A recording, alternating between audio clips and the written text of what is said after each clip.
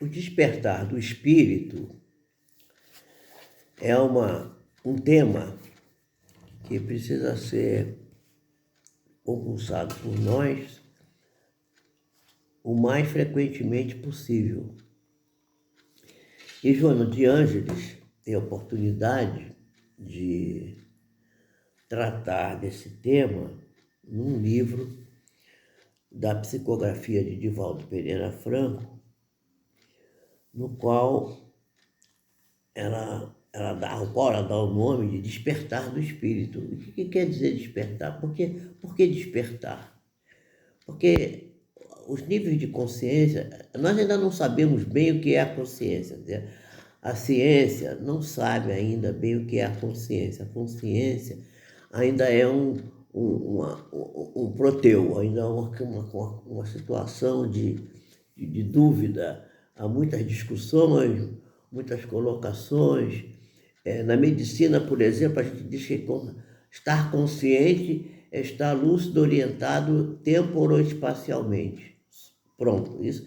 A pessoa está orientada, sabe onde mora, sabe onde vive, sabe seu nome, sabe o que está fazendo ali, está orientada, está consciente. Mas consciência não é isso, consciência é muito mais que isso. A consciência segundo Leon Denis, vai nos dizer, que é o repositório de todas as experiências que temos das encarnações vividas, de todas as encarnações. Quer dizer, o que é a consciência?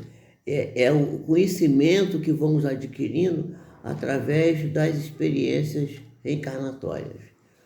E a gente poderia dizer que consciência é uma capacidade de compreender o mundo fora de nós, ter uma ideia do que está acontecendo, estar ciente do que está acontecendo, mas também ter uma visão bem profunda do que está se passando dentro da gente. A gente sabe, por exemplo, como é que funciona o carro da gente. Quem sabe, né? Tem gente que não sabe. Mas quem sabe, quem conhece mecânica sabe como é que funciona o carro. E tem o carro que tinha carburador, hoje não tem mais, hoje é injeção eletrônica e tal, e sabe que é assim, que dá a partida, que tem o combustível, que aspira o ar, mistura com o combustível. Isso todo mundo sabe praticamente isso. O que é biela, o que é isso, o que é aquilo. Mas tem ainda gente que confunde, que diz que tem aquele negócio que é a rebimbela da parafuseta, quer dizer, que não é nada, né? Rebimbela da parafuseta. É aquela história a piadinha do sujeito dizer assim, o que é que quebrou no meu carro? Ah, foi a rebimbela da parafuseta, quer dizer, eu não sei lá o que foi, não sei. Mas muita gente entende disso. Mas pouca gente entende, por exemplo, como é que funciona o seu fígado. Como é que funciona o seu coração? Por que o coração bate? Isso é só a nível físico, a nível do corpo denso. Agora, se a gente for parar para pensar a nível emocional, né? A nível das nossas capacidades internas, o que se passa nos nossos pensamentos inconscientes, como é que é formada a emoção na nossa intimidade, a coisa fica mais complicada ainda, porque a gente passa a saber menos ainda do que seja estar consciente. Então, em função disso, a Joana de Ângeles, nossa benfeitora Joana de Ângeles, pelo lápis seguro, do médium seguro também, chamado Divaldo Pereira Franco, ela vai nos apresentar de maneira bastante aprofundada o conceito de que seja a consciência. E ela vai fazer, nos primeiros capítulos desse livro, ela vai dar uma ideia de que nós somos criaturas, na grande maioria de nós, estamos num nível de consciência chamada consciência de sono. Essa expressão parece foi criada, eu não tenho certeza, mas parece, foi criada por Jung, que disse que a gente pode ter a consciência desperta, pode ter a consciência lúcida, a consciência plena, mas na maioria das pessoas a pessoa tem a consciência do sono. Não é que a pessoa está dormindo, de sono quer dizer, a pessoa está assim, na ilusão, vivendo uma situação que ela não tem noção, né? E o psicólogo, por exemplo, tem oportunidade de, nas suas sessões de terapia com seus pacientes, de dar toques no seu paciente, e a pessoa às vezes fala de uma coisa que a pessoa está fazendo, o que ela está pensando, completamente equivocada, e ela não tem noção muito do que está fazendo, e ela se surpreende. Ah, aí você falou um negócio de mim que nem eu estava percebendo direito. Meu Deus, quer dizer, o que é isso? É consciência de sono. É isso que a Joana chama de consciência de sono.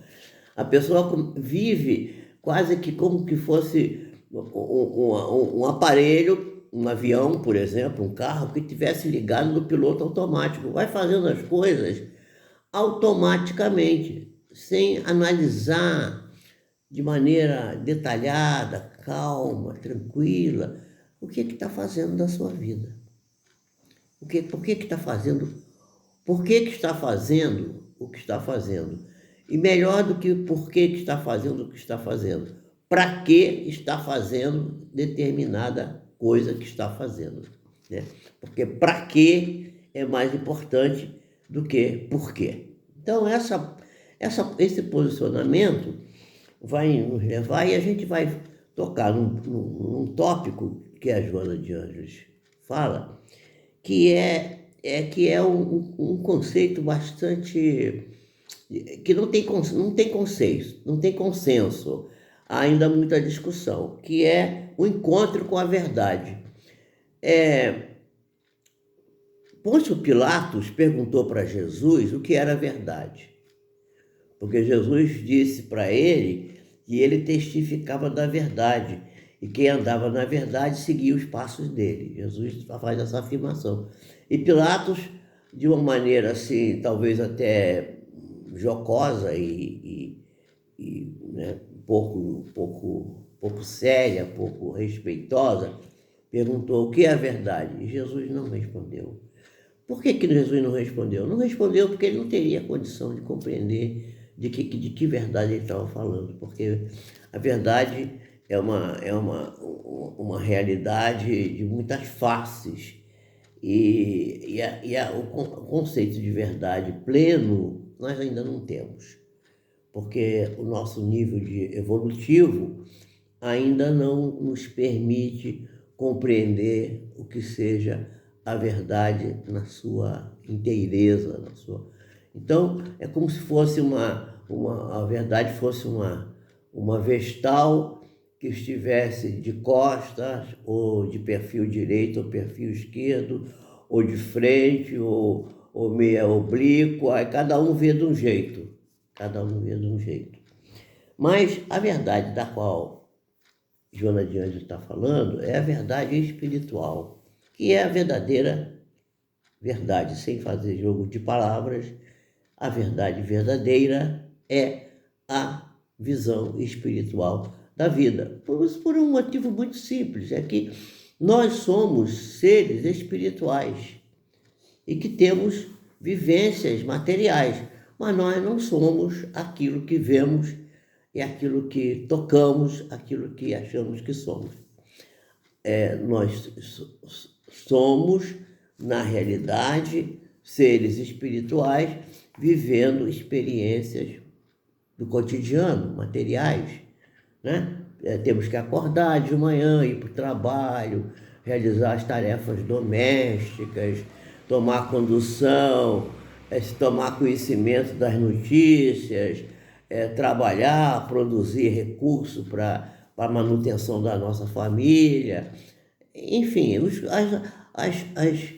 mecanismos, as ações da vida cotidiana, né? As experiências que vivemos, chamadas também atividades da vida diária. Então, as atividades da vida diária é a nossa experiência, mas isso não é a nossa realidade.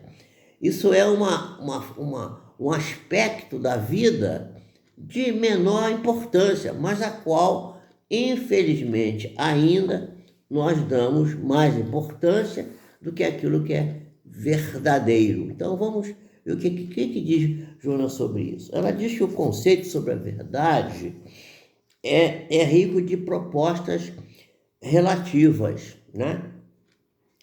No entanto, tudo quanto é exato, tudo aquilo que é real, confere com a razão, pode ser assim considerado. Quer dizer, é preciso que você analise bem e verifique se aquilo que você está analisando, aquilo que você está estudando, confere com a razão, confere com aquilo que é a sua realidade, confere com aquilo que é exato. Se você for assim, você pode dizer que, pelo menos em parte, você está dentro daquilo que é chamado de verdade. Então, sob o ponto de vista psicológico, seria saudável, né? O saudável comportamental, né? O saudável do comportamento, né? Emocional, seria aquela questão que proporcionaria bem-estar e harmonia.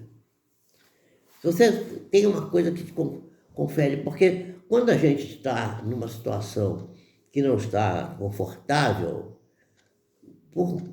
a gente pode até querer se enganar e dizer que está confortável, mas lá no fundo, a gente analisar bem isso, sente que tem qualquer coisa que não está confortável, não está bom. Você está sentindo. A gente tem uma coisa, porque por isso é que na pergunta do Livro dos Espíritos, na pergunta 621 do Livro dos Espíritos, Allan Kardec pergunta onde está escrita a lei de Deus, e os Espíritos respondem que a lei de Deus está escrita na consciência, porque quando você faz alguma coisa que é contrária à lei que está escrita dentro da sua consciência, dentro de você, você sente, você sabe, você fiz aquilo, mas aquilo não está certo, não devia ter feito daquele jeito. Tem uma voz interna que vai sempre sacudir a pessoa. A pessoa não está interessada em ouvir aquilo, nem está interessada em ir atrás daquilo, mas, no fundo, aquilo é o que ela deveria buscar, né? Então, a busca da realidade interna nossa, daquilo que foi convencionado chamar de self, quer dizer, o espírito, o cerne da consciência, que é o ser espiritual, de alguma forma vai redundar no encontro com a verdade. Quando você busca caminhar para dentro de você e tornar conhecidos da sua parte cognoscente, quer dizer, da parte mental, da sua razão, né? Aquilo que está dentro de você, então você bota para fora aquilo, e daí a necessidade da terapia, a necessidade do terapeuta, a necessidade de alguém que ajude a pessoa a encontrar essa realidade, ela começa a encontrar a verdade. A verdade própria dela, né? E esse encontro com a verdade vai dar à pessoa o sentido da vida, o sentido da vida profundo, o sentido da vida real, né? E vai produzir uma coisa que se chama iluminação. A pessoa vai se iluminar. E essa questão de iluminado, você até vai ver nas pessoas. A pessoa fica feliz, fica se sentindo bem. Aí você encontra com a pessoa e fala assim, mas você viu como a fulano está, o fulano está iluminado, está iluminado. A gente percebe essa iluminação na pessoa, e a própria pessoa percebe em si mesma essa iluminação. Além do que, também produz uma espécie de libertação dos atavismos. Quer dizer, que são atavismos? São as coisas que você se viciou, acostumou-se, desde o tempo passado. As pessoas vão cortar o pepino, tem que esfrega assim o pepino, né? Para tirar diz que é para tirar o mal do pepino. Mas por que você faz isso? Ah, porque minha mãe fazia. Ah, por que sua mãe fazia? Ah, porque minha avó fazia. Então são os atavismos, né? Atavismo é isso, é um negócio que veio lá do Pedro Álvares Cabral. Você faz aquilo, não sabe por que está fazendo. Ah, por que você faz? Eu faço porque eu aprendi assim quando eu era criança e tal.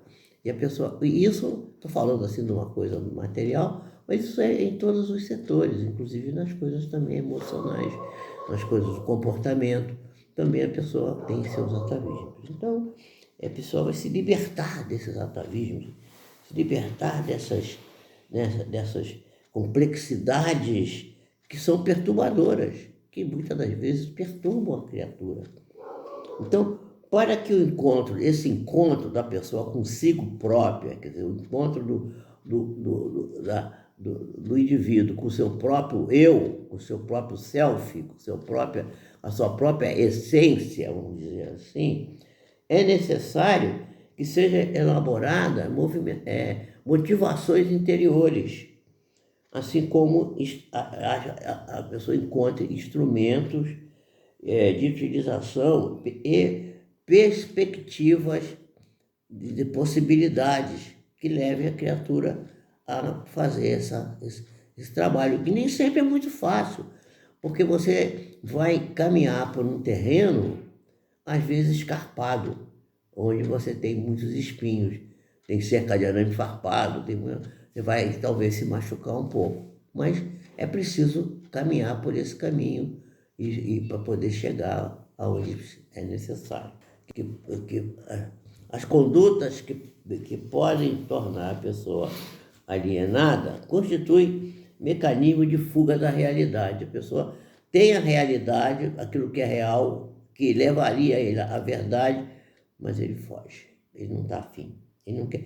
Por isso que muita gente se dá alta antes do tempo, some, chega atrasado, não encontra tempo, diz que está sem dinheiro. São tudo desculpas para não ter que enfrentar a maior dificuldade que a pessoa tem. Qual é o maior inimigo que a pessoa tem? É ele próprio, né? Então, portanto, o encontro da verdade em si mesmo. Para que haja uma inversão da conduta, quer dizer, o indivíduo deixe de fugir e passe a enfrentar, né, é preciso que ele tome uma atitude que seja inadiável no processo terapêutico de composição, de recomposição da personalidade, mediante reflexão. Né? Refletir quer dizer olhar no espelho. Onde que está o espelho? Na alma. Olhar para o espelho. O diálogo com quem?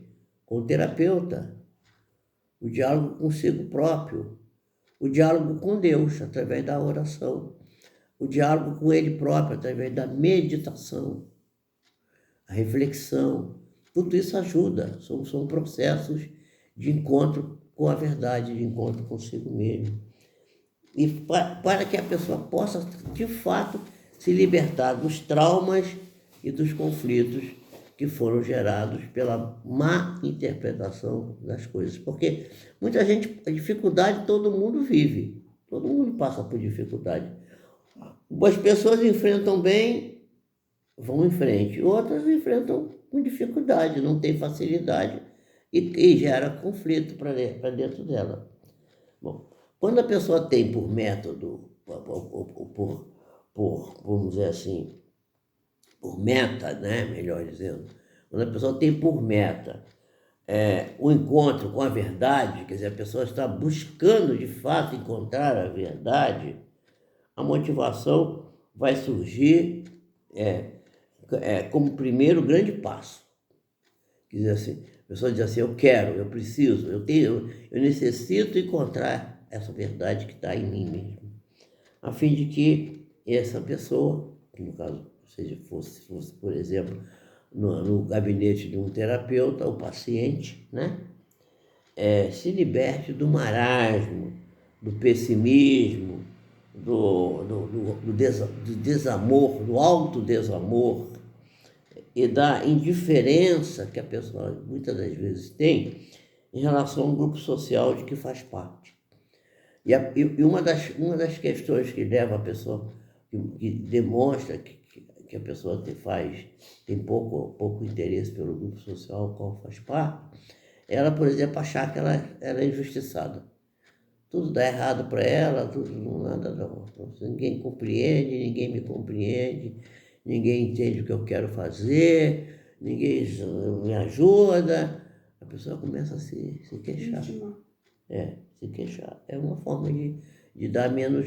Ou então ela fica assim, não, eu estou certo, eu que sei tudo, eu que tá tudo correto comigo, os outros é que estão errados. Também tem essa atitude, né? Uma forma da pessoa menosprezar o meio social. Bom, o que a verdade pode oferecer, o encontro da verdade pode nos oferecer no fritar dos ovos, quer dizer, na essência, o que há, o que é que a gente vai obter conhecendo a verdade, né? Primeiro, uma harmonia entre o ego e o si. O que o ego? O ego é o quê? É o externo, da personalidade. E o si? O si é da individualidade, do que está interno, daquilo que realmente é real. Quer dizer, a gente vive mais o ego, vive mais as coisas do lado de fora, mais as coisas, aquilo, vou fazer isso porque os outros estão fazendo, vou para aquele lugar porque todo mundo está indo para lá, vou comprar aquela roupa porque todo mundo está usando, agora está na moda esse sistema, vou fazer assim. Então, é uma forma de você, de certa maneira, não perguntar para você mesmo se você está querendo aquilo. Você está seguindo mais o modismo, seguindo os outros, do que você está seguindo a você mesmo. Então, primeiro é isso, a harmonia entre o ego e o si, né? Isso gera um bem-estar completo, chamado bem-estar psicológico. A pessoa começa a ficar psicologicamente equilibrada, se sentindo bem. Alegria de viver, saúde dentro de si próprio, coragem para novos desafios existenciais todo dia a gente tem, a gente precisa enfrentar. Então, em face dessas motivações, tornam-se necessários instrumentos da vontade, a esperança. A esperança, estão falando por aí agora, que criaram um verbo chamado verbo esperançar. Isso não existe, verbo esperançar, é verbo esperar mesmo. Esperar não quer dizer que a pessoa ficou parada esperando. Esperar quer dizer saber o momento certo de uma determinada coisa. Agora criaram um verbo, né? Verbo esperançar. Não é mais esperar, é esperançar. Não sei, ainda não entendi muito bem o que seja isso. Eu acho que o verbo certo mesmo é esperar. É o verbo da confiança, da esperança. É esperar, saber esperar o momento certo, o momento azado para determinado cometimento, como que isso vai ser feito. Desenvolver, então, uma sensação de ter valor moral, né, que se encontra debilitados, em geral, nas criaturas. O mundo interior da criatura está debilitado, está sem força, né? Tem falta de exercício, porque a parte emocional também é como se fosse um músculo. Precisa de exercício. Para criar músculo tem que fazer ginástica, exercício.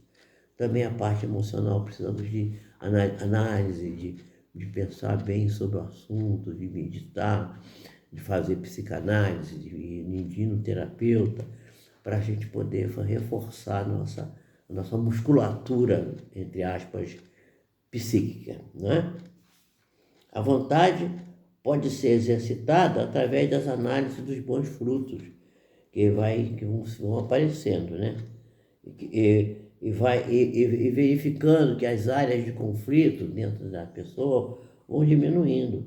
As dependências perturbadoras também vão diminuindo e vai abrindo um espaço muito interessante, porque começa a aparecer uma coisa chamada serenidade, né? Disposição para agir com retidão, né? Mesmo às vezes sentindo que a pessoa diz assim, não fui eu, sempre fugir. Não, fui eu que fiz, eu assumo a responsabilidade, vou fazer. Quer dizer, a pessoa ter essa coragem de enfrentar as coisas, viver reto, com retidão, né? E verificar que muito relacionamento que você tem que não é aparentemente satisfatório, são relacionamentos até muito agradáveis, só que a gente não vê porque a gente está tão mobilizado pelos conflitos que a gente, às vezes, tem uma pessoa que é tão agradável na nossa convivência e a gente não percebe. Bom, o passo contínuo, né, que é o enfrentamento com esperança da vitória, portanto, cada conquista que a pessoa vai gerando vai facultando a ela a compreender que a próxima vai ser mais fácil, mais profunda, mais arrojada, o que torna a realidade apenas gerada com a perseverança. A pessoa vai perseverar, vai persistir.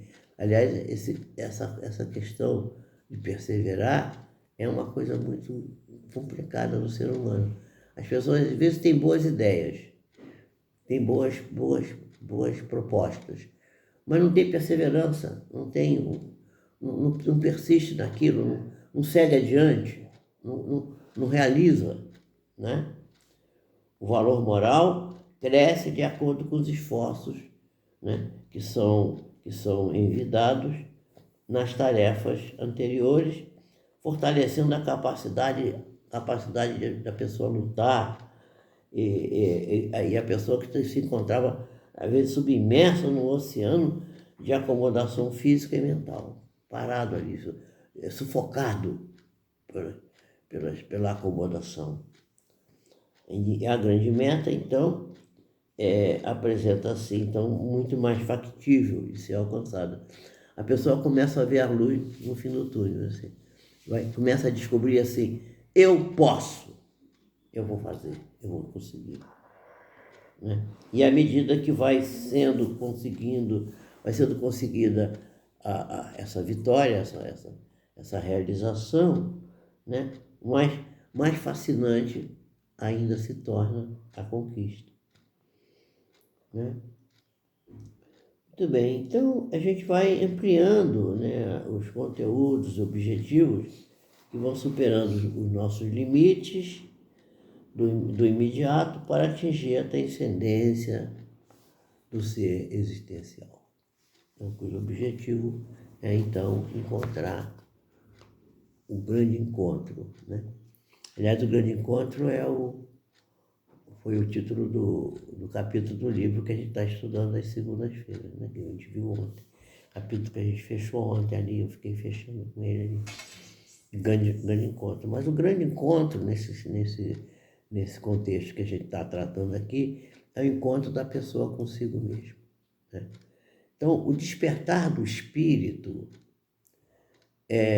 fazendo um resumo final, significa ele sair da consciência de sono e passar para uma consciência desperta, na qual a criatura vai se movimentar para obter um acesso ao seu íntimo, tornar um conhecimento daquilo que está se passando consigo. Né? Não é nem o porquê das coisas, mas o para quê das coisas. Para que acontece isso? Para que faço isso? Qual é o significado de realizar determinada coisa? E se você não sabe para que está fazendo uma determinada coisa, eu sempre me lembro daquela passagem do livro do livro da... Como é o nome do livro? Esqueci o nome do livro. Bom, não vem agora. Mas eu me lembro da passagem, né? Que a menina estava perdida na floresta. Como é o nome do livro? E aí ela estava assim, estou perdida, não sei para onde que eu vou. Alice no País das Maravilhas. Olha como ter um ajudante, um apoio, né? Um apoio intelectual ao lado. Então, Alice no País das Maravilhas, isso mesmo. Então, Alice está perdida, né? Chega num lugar, só vê o gato que ria. Aliás, não via nem o gato, via só o sorriso do gato. E assim, eu estou perdida, para onde que eu vou? Meu Deus, não sei por quê. Aí o gato virou e falou assim, minha filha, você quer ir para onde? Ah, não sei, eu estou perdida, não sei. Minha filha, vai para qualquer lugar, porque quem não sabe para onde vai, pode ir para qualquer lugar. Qualquer lugar serve. Então, a gente tem que... a gente não pode ficar perdido, não pode ficar desbussolado. Tem que ter bússola, saber para onde vamos, para que estamos caminhando nesse sentido, o motivo pelo qual estamos realizando determinada tarefa. Essa é a nossa busca, né? Eu espero que o que a gente tenha dito aqui tenha sido de utilidade e que a gente possa estar sempre junto em outros momentos. Esse tema vai continuar em outro momento.